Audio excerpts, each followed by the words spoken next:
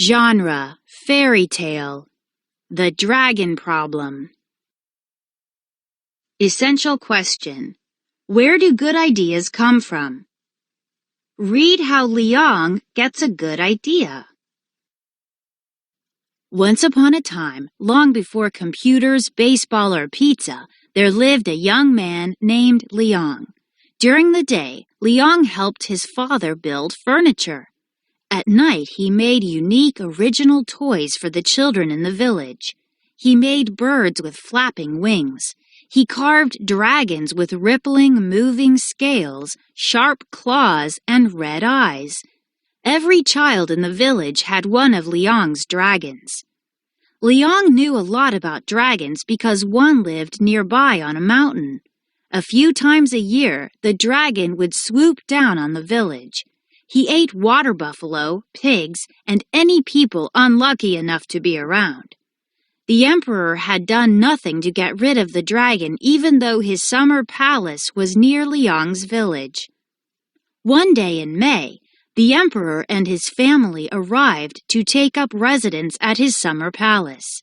As the procession passed through the village, the gracious Princess Peng smiled kindly at Liang. He fell instantly in love. At dinner that night, Liang told his father that he wanted to marry Princess Peng. His father almost choked on the stale, hard rice ball he was eating. "You're joking," his father said when he finally could speak. "I'm serious," insisted Liang. His father began laughing so hard that the old chair he was sitting on broke. He lay on top of the flattened chair, still laughing.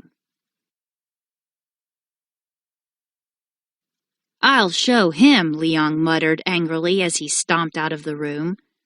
The next morning, the emperor's messenger made an official announcement. "His most noble emperor proclaims that whoever gets rid of the dragon will marry his daughter, Princess Peng." When he heard the announcement, Liang raced to the palace to be the first to sign up. Then he looked for his friend Li to help him brainstorm ideas for getting rid of the dragon. Unfortunately, Li was away. Liang sat on a bench, frowning. Nearby, children were playing with the toy dragons he had made them.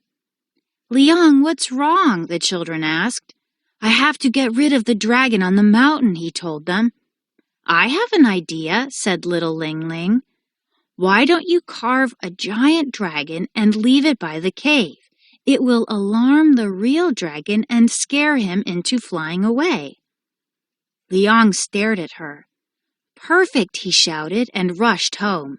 He worked frantically for days, making a huge, scary dragon's head.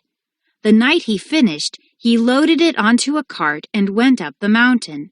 When he got near the cave, Liang put the wooden head on top of a big rock. From the front, it looked like the rest of the dragon's body was behind the rock.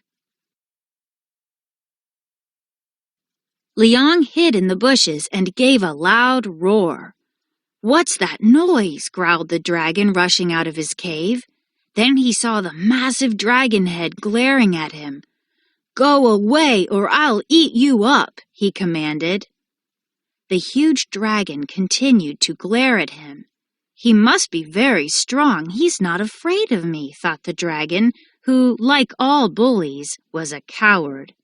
He decided that now was a good time to take a long trip. "Actually, I'm leaving now. Please make yourself at home in my cave," the dragon called out as he flew away. A year later, Liang and Princess Peng were married. They opened a toy shop together and lived happily ever after. Make connections. Talk about where Liang's idea for scaring the dragon came from. Tell about a time when a friend helped you think of a good idea.